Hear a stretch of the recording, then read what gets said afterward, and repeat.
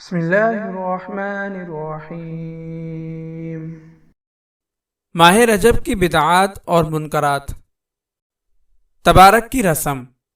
بعض جگہ رجب کے مہینے میں جمعہ یا کسی دوسرے دن تبارک کے نام سے ایک رسم انجام دی جاتی ہے۔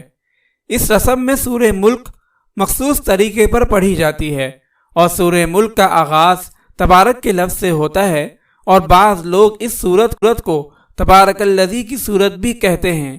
اسی نسبت سے اس رسم کا نام تبارک کی رسم ہو گیا ہے۔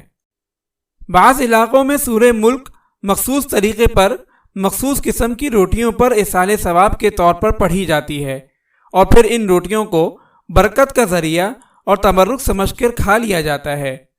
مگر اس رسم کا قرآن و حدیث، صحابہ کرام اور فقہاء اعظام سے کوئی ثبوت نہیں ملتا، بلکہ یہ لوگوں کی اپنی خود ساختہ رسم اور بدعت ہے، جس کا کرنا ثواب نہیں بلکہ گناہ کا باعث ہے، لہٰذا اس رسم سے بچنا چاہیے۔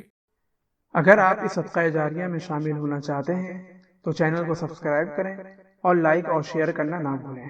جزاک اللہ خیرا۔